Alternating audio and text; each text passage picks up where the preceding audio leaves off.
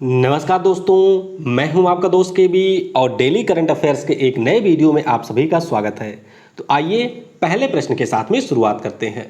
प्रत्येक वर्ष विश्व मस्तिष्क ट्यूमर दिवस यानी कि वर्ल्ड ब्रेन ट्यूमर डे कब मनाया जाता है? तो ये दिवस मनाया जाता है प्रत्येक वर्ष 8 जून को, यानी कि इस प्रश्न का ऑप्शन सी करेक्ट होगा। तो जर्मनी की एक संस्था है जिसका नाम है ड्यूस हर्न ट्यूमर हेल्फे, तो इसके द्वारा वर्ष 2000 में इसकी घोषणा की गई थी। और यहाँ पर विश्व मस्तिष्क ट्यूमर दिवस जो भी मस्तिष्क ट्यूमर के रोगी हैं या फिर उनके परिजन हैं उनको श्रद्धांजलि अर्पित करने के लिए मनाया जाता है। ट्यूमर की अगर हम लोग बात करते हैं तो जब हमारी कोई कोशिका असामान्य तरीके से बढ़ने लगती है तो इसी को हम लोग कहते हैं ट्यूमर। ध्यान रखिएगा, ये दिवस होता है 8 जून को। कोविड-19 के मरीजों को बाहर निकालने के लिए वायुसेना ने किस नाम से एक एयरबॉर्न रेस्क्यू पॉड का निर्माण किया? तो इसका नाम रखा है अर्पित। तो इस प्रश्न का ऑप्शन बी करेक्ट होगा। अर्पित की बात करें तो अर्पित का पूरा नाम है airborne rescue pod isolated transportation. और इसके माध्यम से होगा क्या? तो जो भी व्यक्ति किसी दूर दराज के क्षेत्र में है या फिर किसी ऊंचाई वाले स्थान पे हैं और वे कोविड-19 या किसी अन्य प्रकार की बीमारी से ग्रसित हो गए हैं तो वायुसेना के द्वारा इस एयरबॉर्न रेस्क्यू पॉड की सहायता से उन्हें वहां से निकाल करके अस्पताल तक पहुंचाया जाएगा। और ये जो अर्पित नाम का एयरबॉर्न रेस्क्यू पॉड है यह स्वास्थ्य और परिवार कल्याण मंत्रालयों के साथ साथ United nation centre for disease control and prevention के दिशा निर्देशों के आधार पर बनाया गया है। तो ये आप पॉड को देख सकते हैं जिसमें किसी भी व्यक्ति को बाहर लाया जाएगा। इसी प्रकार का जो हमारी दक्षिणी नौसेना की कमान है कोच्चि में, इनके द्वारा एक एयर इवैक्यूएशन पॉड का निर्माण किया गया था। तो दोनों आपको ध्यान रखना है। एयरबॉर्न रेस्क्यू पॉड की बात करें तो ये बनाया है वायुसेना ने, और एयर इवैक्यूएशन पॉड की बात करें तो ये आपके बनाया है नौसेना ने। और अगर आपने अभी तक ऐप को डाउनलोड नहीं किया है तो जाइए प्ले स्टोर में। अब यहाँ पर आपको टॉपिक वाइज करंट अफेयर की क्विज भी मिला करेगी, तो वहाँ से जाकर के आप टॉपिक वाइज करंट अफेयर की क्विज को भी दे सकते हैं। और ये है टेलीग्राम चैनल। टेलीग्राम चैनल को ज्वाइन करिए। यहाँ पर आपको डेली मेरे द्वारा कुछ प्रश्न देखने को मिलेंगे। इसके अलावा जो वीडियो की पीडीएफ होती है वह भी आपको टेलीग्राम ग्रुप पे मिलेगी। अब कई सारे लोग, जब मैंने ये कहा कि आपके द्वारा प्रश्नों के उत्तर गलत दिए जा रहे हैं तो वे अब क्या करते हैं, वे प्रश्नों को सीन कर लेते हैं लेकिन इस क्विज में पार्टिसिपेट नहीं करते हैं। तो अगर आप पार्टिसिपेट नहीं करेंगे तो इससे मेरा कोई नुकसान नहीं होने वाला है, नुकसान आपका ही होगा। तो इसीलिए स्वयं को जीवन में कभी भी धोखा नहीं देना चाहिए। इंसान अपने फायदे के लिए दूसरों को तो धोखा देता है, लेकिन कोशिश ये करिए कि कभी भी स्वयं को धोखा ना दें। नहीं सही हो रहा है लेकिन धीरे धीरे करके आपके भी क्विज में प्रश्न सही होंगे। और वीडियो अगर आपको पसंद आता है तो वीडियो को लाइक जरूर किया करें। चलिए बढ़ते हैं अगले प्रश्न की तरफ। तुरंत कस्टम्स नामक कार्यक्रम की शुरुआत किसने की? तो जैसा कि इसका नाम ही है तुरंत कस्टम्स, तो इसकी शुरुआत की है CBIC ने, यानी कि central board for indirect taxes and customs ने। तो इस प्रश्न का ऑप्शन ए करेक्ट होगा। बात करते हैं केंद्रीय अप्रत्यक्ष कर और सीमा शुल्क बोर्ड की, तो इसके अध्यक्ष इसी वर्ष बने हैं। इनका नाम है M अजीत कुमार। और व्यापार सुगमता यानी कि ईज ऑफ डूइंग बिजनेस के सुधार के लिए यह एक मेगा प्रोग्राम है। अब किस प्रकार का प्रोग्राम है? तो जैसे देखिए, जो हमारे यहाँ पर पोर्ट होते हैं वहाँ पर वस्तुएं बाहर से आती हैं और उसके बाद में इन वस्तुओं को कस्टम क्लियरेंस मिलनी होती है और फिर ये हमारे भारत के अन्य स्थानों पर भेजी जाती हैं। तो तुरंत कस्टम्स के अंतर्गत जो भी बेंगलुरु और चेन्नई में हमारी आयातित वस्तुएं आएंगी उनको तेजी से कस्टम्स क्लियरेंस दे दिया जाएगा, जिससे सामान को आसानी से देश के अन्य क्षेत्रों में भेजा जा सके। CBIC की बात करते हैं तो ये हमारा इनडायरेक्ट टैक्सेस के लिए होता है और CBDT ये हमारा होता है डायरेक्ट टैक्सेस के लिए। और CBDT के अध्यक्ष कौन है? तो प्रमोद चंद्र मोदी यानी कि PC मोदी इसके अध्यक्ष हैं। और एक हमारे हैं YC मोदी। तो YC मोदी किसके हैं ये आपको नीचे कमेंट में बताना है। किस शहर की पुलिस ने स्त्री कार्यक्रम की शुरुआत की गई? तो यहाँ पर जो स्त्री नामक प्रोग्राम है इसकी शुरुआत की गई है हैदराबाद की पुलिस द्वारा। तो इस प्रश्न का ऑप्शन डी करेक्ट होगा। स्त्री की बात करते हैं तो इसका पूरा नाम है C times through respect equality and empowerment, यानी कि जो भी हमारी महिलाएं घरेलू हिंसा से प्रभावित हैं या किसी भी प्रकार के दुर्व्यवहार से गुजर रही हैं, उनको समर्थन देने के लिए और उनके सशक्तिकरण के लिए गुजरात की पुलिस के द्वारा इस अभियान की शुरुआत की गई है, हैदराबाद सिटी सुरक्षा परिषद के साथ में मिलकर के। तो ये आपको ध्यान रखना है, और ये इस बार के इंटरनेशनल वुमेन डे के थीम के ऊपर विशेष रूप से फोकस किया गया है, ईच फॉर इक्वल, जो कि इस बार का थीम रहा था। बाकी अन्य शहरों की पुलिसों के बारे में भी थोड़ा सा जान लेते हैं। विशाखापट्टनम, इन्होंने साइबरा नाम का एक रोबोट है उसे अपने यहाँ पर लगाया है। दिल्ली के पुलिस के बारे में बात करें तो इनको अभी कोविड-19 से निपटने के लिए हेड गियर और जो पूरा मास्क है वो दिया गया है। और गाजियाबाद की पुलिस की बात करें जो कि उत्तर प्रदेश राज्य की है, इनके द्वारा 2 ऑपरेशन शुरू किए गए। एक तो है ऑपरेशन नकेल और एक का नाम है वन कॉप वन गैंगस्टर। तो इनके बारे में भी आपको ध्यान रखना है। किस राज्य की सरकार ने वंदे उत्कल जननी को राज्य गान का दर्जा दिया? तो ये दर्जा दिया है उड़ीसा राज्य की सरकार ने। तो इस प्रश्न का ऑप्शन सी करेक्ट होगा।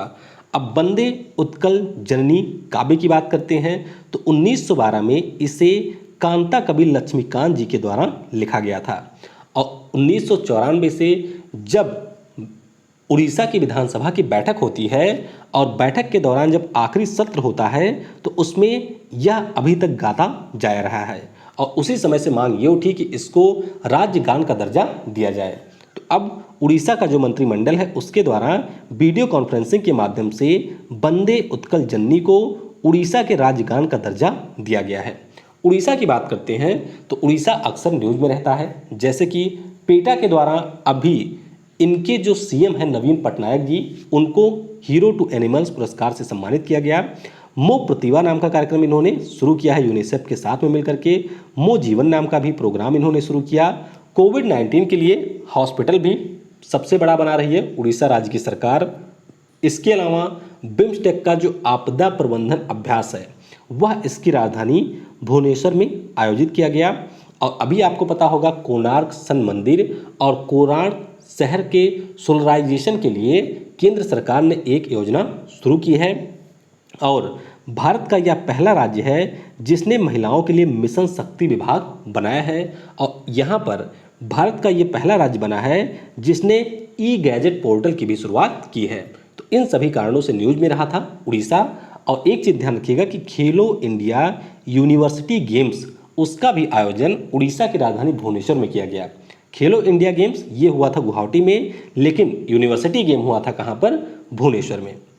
शारीरिक मानक निगरानी सिस्टम कोविड बीप ऐप को किसने लॉन्च किया? तो ये लॉन्च किया है हमारे पूर्वोत्तर मामलों के जो मंत्री हैं डॉक्टर जितेंद्र सिंह ने। तो इस प्रश्न का ऑप्शन ए करेक्ट होगा। अब ये काम कैसे करेगा? तो ये आप देख सकते हैं मशीन, जैसे हमारी हाथ होता है, जैसे ये मान लीजिए आपका हाथ हो गया, ये हो गया, तो इस मशीन के द्वारा जो इसमें से वायर होंगे वे आपके ऐसे उंगलियों पे लगा दिए जाएंगे, और इसके माध्यम से आपका ब्लड प्रेशर कितना है, ईसीजी कैसे चल रही है, श्वसन दर कितनी है, इन सभी की निगरानी की जाएगी कोविड-19 के मरीजों की। यानी कि यह एक वायरलेस तकनीक है जिससे पूरे शरीर की निगरानी की जाएगी। बात करते हैं इस ऐप की, तो इसे एम्प्लॉयज स्टेट इंश्योरेंस कॉरपोरेशन के द्वारा आईआईटी हैदराबाद और परमाणु ऊर्जा विभाग के साथ में मिलकर के बनाया गया है। तो लॉन्च इसे किया है कोविड बीट ऐप को डॉक्टर जितेंद्र सिंह ने। जून 2020 में जारी पर्यावरण प्रदर्शन सूचकांक यानी कि एनवायरनमेंट परफॉर्मेंस इंडेक्स में भारत किस स्थान पर रहा? तो पहले आपको ये ध्यान रखना है कि पर्यावरण प्रदर्शन जो सूचकांक है ये प्रत्येक 2 वर्षों पर जारी किया जाता है। इससे पहले 2018 में जब ये जारी किया गया था तब भारत का स्थान था 177वां, और अब भी कोई खास चेंज नहीं हुआ है। अब भारत आ चुका है यहाँ पर 168वें स्थान पर। तो इस प्रश्न का ऑप्शन डी करेक्ट होगा। तो ये इसका 12वां संस्करण था, और 180 देशों की सूची में भारत रहा 168वें स्थान पर, यानी कि इसके बाद में 12 देश और हैं। इस सूचकांक को येल और कोलंबिया विश्वविद्यालय के द्वारा मिलकर के जारी किया गया। पर्यावरण के 32 संकेतकों के आधार पर इसे जारी किया गया है, और इस सूचकांक में डेनमार्क रहा है पहले, लग्जमबर्ग रहा है दूसरे, और स्विट्जरलैंड तीसरे स्थान पे रहा है। और ध्यान रखिएगा कि जब भी कोई सूचकांक आए तो अगर आप किसी स्टेट पीसीएस या फिर यूपीएससी की तैयारी नहीं कर रहे हैं तो 3 चीज़ें आपको ध्यान रखनी है। भारत का स्थान, किसने जारी किया और पहले स्थान पे कौन रहा। जून 2020 में किस देश ने स्वयं को कोरोना वायरस मुक्त घोषित किया? तो ये घोषित कर दिया है न्यूजीलैंड ने। तो यहाँ पर ऑप्शन बी करेक्ट होगा। सबसे पहले यूरोप के स्लोवेनिया ने अपने आप को कोरोना वायरस मुक्त घोषित किया था और अब न्यूजीलैंड ने भी स्वयं को कोरोना वायरस मुक्त घोषित किया है। न्यूजीलैंड की राजधानी आपको वेलिंगटन में मिल जाएगी और यहाँ के पीएम कौन है? तो जैकिंडा अर्दर्न यहाँ की पीएम है। किस भारतीय प्रौद्योगिकी कंपनी ने उत्सर्जन को कम करने के लिए संयुक्त राष्ट्र वैश्विक कम्पैक्ट पहल यानी कि यूनाइटेड नेशन ग्लोबल कम्पैक्ट पर हस्ताक्षर किया? तो ये हस्ताक्षर किया है टेक महिंद्रा ने। तो इस प्रश्न का ऑप्शन ए करेक्ट होगा। तो ये जो पहल है संयुक्त राष्ट्र वैश्विक कम्पैक्ट, इसकी शुरुआत वर्ष 2000 में की गई थी और इसके अंतर्गत बहुत सारी कंपनियां होती हैं जो कि इनके इनिशिएटिव को सपोर्ट करती हैं और इनका टारगेट ये होता है कि आने वाले समय में हमारे द्वारा जो कार्बन फुटप्रिंट है या फिर जो कार्बन का उत्सर्जन किया जा रहा है उसमें हम कमी लाएंगे और धीरे धीरे अपने आप को कार्बन न्यूट्रल की तरफ अग्रसित करेंगे। कार्बन फुटप्रिंट और उत्सर्जन को कम करने के लिए इस समूह में 155 कंपनियां ऑलरेडी थी और अब टेक महिंद्रा भी शामिल हो गया है। टेक महिंद्रा की बात करें तो मुख्यालय इसका पुणे में है। एमडी और सीईओ है सीपी गुरनानी। बात करते हैं यहाँ पर विप्रो की, तो आपको पता होगा कि इसके नए एमडी और सीईओ बन गए हैं जिनका नाम है थिएरा डेला पोर्टे। क्या नाम है? थिएरा डेला पोर्टे। टीसीएस की बात करते हैं तो जो इजराइल का 2021 में पहला डिजिटल बैंक होगा उसका संचालन भी टीसीएस के द्वारा किया जाएगा। महाराष्ट्र के एक इंजीनियर द्वारा किस नाम से सामाजिक दूरी के लिए एक रोबोट विकसित किया गया? तो ये रोबोट विकसित किया गया है और इसका नाम है कोरोबॉट। तो इस प्रश्न का ऑप्शन सी करेक्ट होगा। तो एक इंजीनियर हैं जिनका नाम है प्रतीक तिरोड़कर। तो इनके द्वारा जो भी मरीज हैं उनको भोजन, दवाइयाँ, इन सब का वितरण करने के लिए रोबोट का निर्माण किया गया है। ये आप देख सकते हैं रोबोट को। और इस रोबोट की खास बात यह है कि इसे आप दुनिया में कहीं पर भी बैठ करके संचालित कर सकते हैं, यानी कि यह मेडिकल के क्षेत्र में इंटरनेट ऑफ थिंग पर आधारित पहला रोबोट है। तो ध्यान रखिएगा इस रोबोट के बारे में जो कि काफ़ी खास है।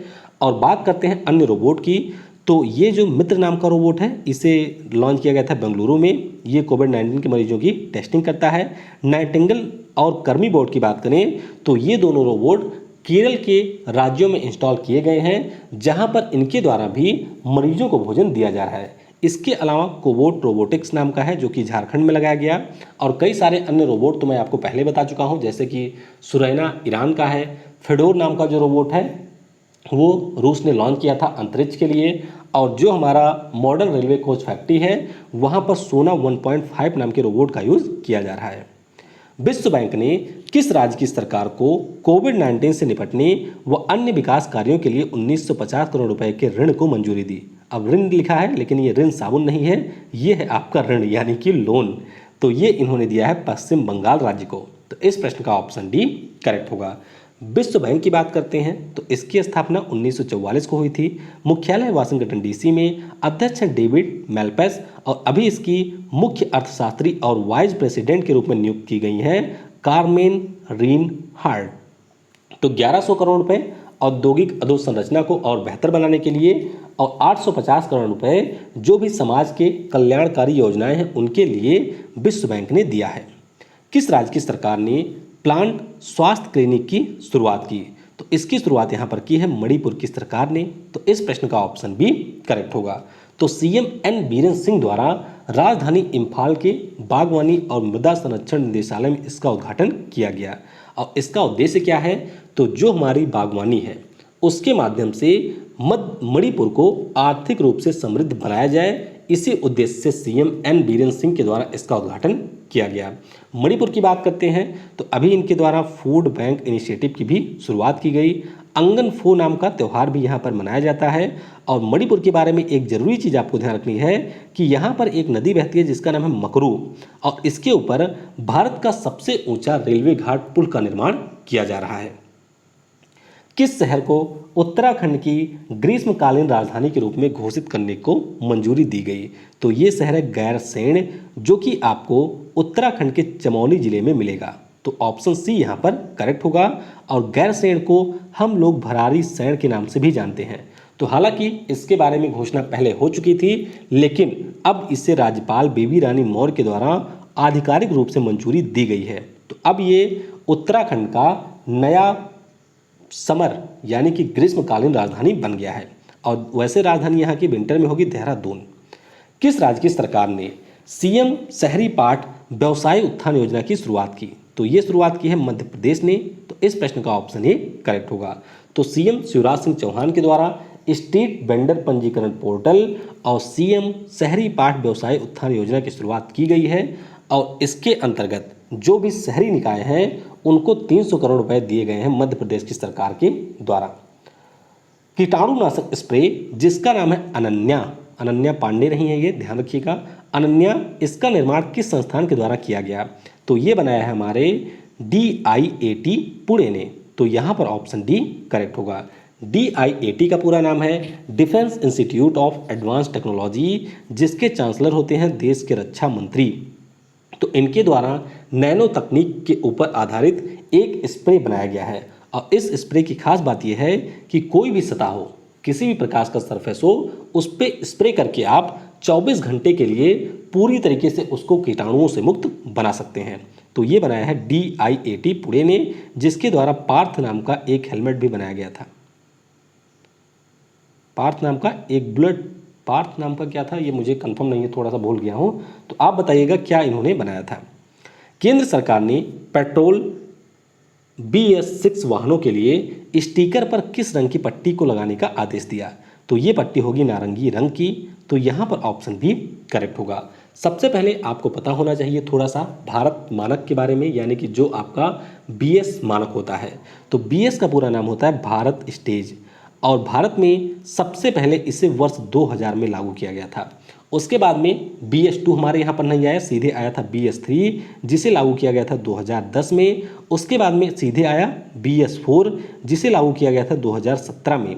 लेकिन 2016 में ही केंद्र सरकार ने घोषणा कर दी थी कि हम BS5 को लागू नहीं करेंगे, हम सीधे लागू करेंगे BS6 को। तो अब जाकर के BS6 को लागू किया गया है और ये लागू हुआ है 1 अप्रैल 2020 से। और BS6 और BS4 में मुख्य रूप से अंतर सिर्फ इतना होता है कि जो सल्फर उत्सर्जन होता है, जैसे जैसे BS की संख्या बढ़ती जाती है वैसे वैसे सल्फर के उत्सर्जन की मात्रा में कमी हो जाती है। तो BS6 के लिए जो ईंधन होता है इसको सबसे पहले देना शुरू कर दिया है ऑयल इंडिया लिमिटेड ने। तो ये भी आपको ध्यान रखना है। अब बात करते हैं जो अभी स्टिकर के कलर का निर्धारण किया गया है। तो कोई भी जो वाहन होगा उसके ऊपर स्टिकर के शीर्ष पर 1 सेंटीमीटर चौड़ाई की हरे रंग की पट्टी अनिवार्य होगी। अगर वह वाहन पेट्रोल का है तो उसके ऊपर नारंगी रंग होना चाहिए। और अगर वह पेट्रोल के लिए ध्यान रखिएगा, पेट्रोल के लिए यहाँ पर होना चाहिए हल्के नीले रंग का। किसके लिए? पेट्रोल के लिए हल्के नीले रंग का होना चाहिए। और अगर डीजल है तो उसके लिए नारंगी रंग का स्टिकर होना चाहिए। तो यहाँ पर ये गलती है, ऑप्शन सी यहाँ पर करेक्ट होगा। ध्यान रखिएगा, पेट्रोल और CNG के लिए हल्का नीला और डीजल के लिए नारंगी रंग का स्टिकर होना चाहिए। तो ये रहा करंट अफेयर।